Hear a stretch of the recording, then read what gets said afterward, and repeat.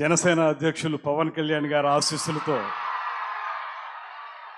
మంత్రిగా మీ ముందు నిలబడడం అనేది నాకు గర్వకారణం అనేటువంటి మాటను ముందుగా తెలియజేస్తూ ఒక వినోదాత్మకమైనటువంటి చిత్రాన్ని ఒక మంచి స్క్రీన్ ప్లే తోటి మంచి నటనతోటి అద్భుతంగా రూపొందినటువంటి ఒక సినిమాని అఖండ విజయం సాధించి పెట్టినటువంటి 50 మంది మెగా అభిమానులకు సినిమా అభిమానులకు ఇక్కడికి విచ్చేసిన అందరికీ కూడా నమస్సుమాంజలి తెలియజేస్తా ఉన్నాను.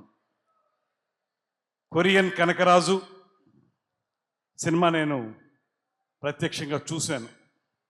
నిన్న నాగబాబు గారు మీరు రేపు వైజాగ్ రావాల్సి ఉంటుందని చెప్పినప్పుడు నిన్ననే ఈ సినిమాని ప్రత్యేకంగా చూశాను.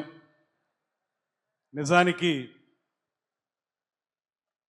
వరుణ్ తేజ్ గారిలో ఉన్నటువంటి నిజమైన నటుడు అంటే ఇంతకుముందు సినిమాలు కూడా ఒకటి రెండు నేను చూశాను, కానీ డిఫరెంట్ జోనర్స్లో చేసినప్పుడు ఆ పర్టిక్యులర్ పాత్రకి సంబంధించినంత వరకు మాత్రమే ఆయన అద్భుతంగా పోషించడం మనం చూసాం.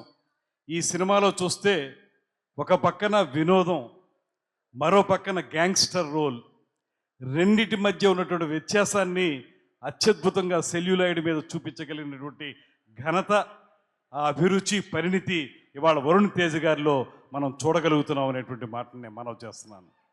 ముఖ్యంగా మొదటి భాగం అంతా కూడా పూర్తిగా హాస్యరసంగా ముందుకు వెళితే రెండో భాగానికి వచ్చేటప్పుడు ప్రధానంగా ఆ గ్యాంగ్స్టర్ క్యారెక్టర్ చేయటం, అది కూడా ఒకే సమయంలో కనకరాజుగా గ్యాంగ్స్టర్గా రెండు పాత్రల్ని కూడా ఒకే సమయంలో రకరకాల హావభావాలతో చేయటం అనేది నిజంగా అప్పుడు అనిపించింది, yes he is from mega family అనేటువంటి మాట స్పష్టంగా అనిపించింది. ఆ మెగా కుటుంబంలో ఉన్నటువంటి ఆ ప్రత్యేకతని ఇవాళ ఆయన చేసినటువంటి నటనను చూసినప్పుడు అది ఒక హోలిస్టిక్ క్యారెక్టర్ని బాగా చేశారనేటువంటి మాట కూడా ఈ సందర్భంగా నాకు ప్రత్యేకంగా కనిపించింది. అదేవిధంగా సినిమాకి సంబంధించి సత్య గారి యొక్క నటన, మనందరం కూడా చాలా ఇష్టపడేటువంటి కమెడియన్స్లో ఈ మధ్య సత్య గారు చాలా ప్రథమ స్థానంలో ఉన్నారు. ఈ సినిమా అయితే అవుట్ అండ్ అవుట్ ఆయన్ని అభిమానించినటువంటి వారు ఎవరు కూడా ఆంధ్రదేశంలోనే కాదు తెలుగు ప్రేక్షకుల్లో ఎవరు ఉండరు అనేటువంటి మాటను కూడా ఈ సందర్భంగా నేను మనవి చేస్తున్నాను. హీరోకి సపోర్టింగ్గా అద్భుతంగా నటించారు. అదేవిధంగా రితికా నాయక్ గారు, వారిది నేను మిరాయి సినిమా యొక్క సక్సెస్ మీట్లో కూడా మాట్లాడాను. That time also I have appreciated her in a very big way. ఆ సినిమాలో కూడా మంచి ఎక్స్ప్రెషన్స్ ఇచ్చారు. ఈ సినిమా కూడా ఫుల్ లెంత్ క్యారెక్టర్ని చాలా బాగా చేశారు. నిజానికి చెప్పాల్సి వస్తే ఈ ముగ్గురు కూడా ప్రతి ఫ్రేమ్లోనూ సినిమాలో మనకు కనపడతా ఉంటారు. సపోర్టింగ్ క్యారెక్టర్స్ చాలా సినిమాకి బలాన్ని ఇస్తున్నప్పటికీ కూడా ఈ ముగ్గురు యొక్క ప్రతిభ, వారి ప్రదర్శన చాలా అద్భుతంగా ఉందనేటువంటి మాట ఈ సందర్భంగా మనం ప్రత్యేకంగా చెప్పాలి. ముఖ్యంగా స్క్రీన్ ప్లేని అద్భుతంగా రాసినటువంటి డైరెక్టర్ గారే స్క్రీన్ ప్లే రాశారని కూడా అనుకుంటున్నాను నేను. మేర్లపాక గాంధీ గారు స్క్రీన్ ప్లే కూడా చాలా అద్భుతంగా ఉంది.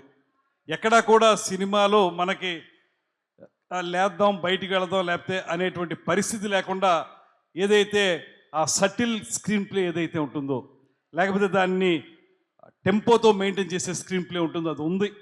సాధారణంగా ఇక్కడి నుంచి మళ్ళీ కొరియా వెళ్ళేటప్పటికి కొరియాలో ఉండే సన్నివేశాలు అవన్నీ కూడా మనకు కొంచెం పూర్తిగా చూడగలవా లేదా అనేటువంటి పరిస్థితుల్లో కూడా ఆసక్తిని ఎక్కడా కూడా తగ్గించకుండా సినిమాను అద్భుతంగా రూపొందించినందుకు డైరెక్టర్ గారికి ప్రత్యేకంగా అభినందనలు తెలియజేస్తున్నాను.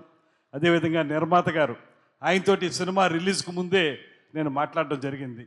కారణం ఏంటంటే ఇవాళ మనకున్నటువంటి సెన్సార్ బోర్డు ఉన్నటువంటి కొన్ని రకాల ఆంక్షల వల్ల కొంచెం ఇబ్బంది కలిగితే ఆ సమయంలో ఒక ఫోన్ కాల్ మాత్రమే నేను సెన్సార్ బోర్డు వారికి చేయటం జరిగింది. చేయటం వల్ల ఇబ్బంది లేకుండానే అవన్నీ కూడా జరిగినాయి. కానీ అల్టిమేట్గా చూస్తే ఇవాళ నేను సినిమా రిజల్ట్ చూస్తే ఈ సినిమా వరుణ్ తేజ్ గారి కెరీర్లో ఒక బెస్ట్ ఫిల్మ్గా నిలబడుతుంది. దాంతోపాటు ప్రేక్షకాదరణ, ఇంతకుముందు ఆయనకి ఒక మంచి సందేశాత్మక చిత్రాల్లో నటించినందుకు మంచి పేరు చూడొచ్చు, కానీ సినిమా ప్రజాదరణ కూడా పొందినటువంటి ఒక మంచి సినిమాగా ఇది నిలబడింది అనేటువంటి మాటను కూడా ఈ సందర్భంగా నేను మనవి చేస్తున్నాను. ముఖ్యంగా ప్రేక్షకులు ఎవరైతే ఉన్నారో మీ అందరికీ ఇలాంటి మంచి సినిమాని ఆదరించినందుకు మీ అందరికీ కూడా ప్రత్యేకమైనటువంటి అభినందనలు.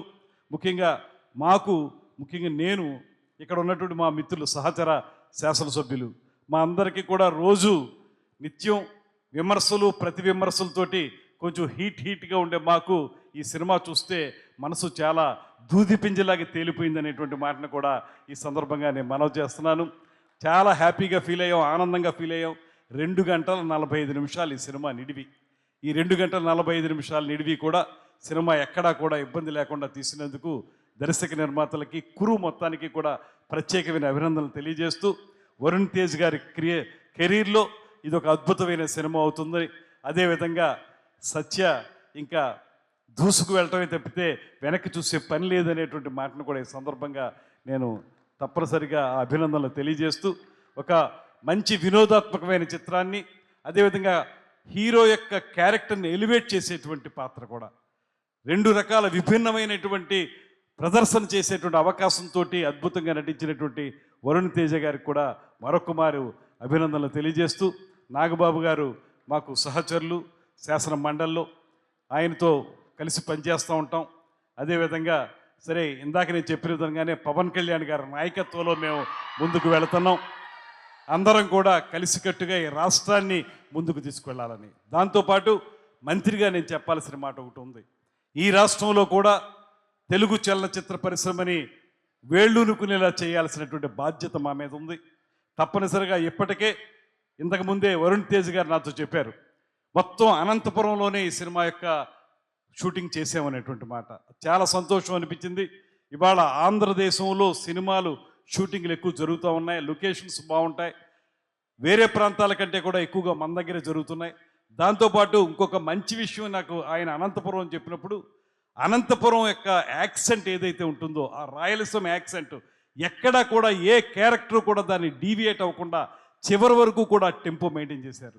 ఎస్పెషల్లీ హీరో నేను చూశాను, ఎక్కడైనా సరే ఆర్డినరీ ఆయనకు సహజంగా ఉండేటువంటి వెస్ట్ గోదావరి యాక్సెంటు హైదరాబాద్ యాక్సెంటు వచ్చేస్తుందేమోని ఎక్కడా లేకుండా కూడా చివరి వరకు కూడా యాక్టర్లు అందరూ కూడా ఆ యాక్సెంట్ని ఆ డైలెక్ట్ని మెయింటైన్ చేశారు.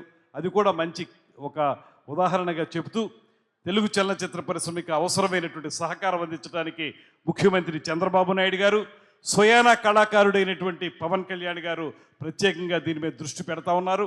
మిమ్మల్ని అందరినీ నిర్మాతల్ని వారిని కూడా నేను కోరేది ఒకటే, షూటింగ్లు ఇక్కడ బాగానే చేస్తున్నారు కానీ మౌలిక సదుపాయాల కల్పన, స్టూడియోలు కానీ రికార్డింగ్ థియేటర్లు కానీ రికార్డింగ్ థియేటర్లు కానీ ఇవి ఎక్కడా కూడా మన రాష్ట్రంలో మీరు నిర్మించడం లేదు.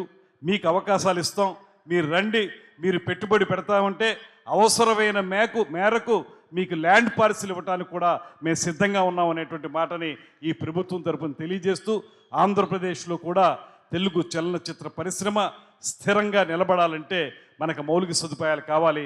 అందులో అందరం కలిసి కృషి చేద్దాం అనేటువంటి మాటని మరొకసారి మీ అందరికీ మనవి చేసుకుంటూ సెలవు తీసుకుంటున్నాను. నమస్కారం. జై హింద్.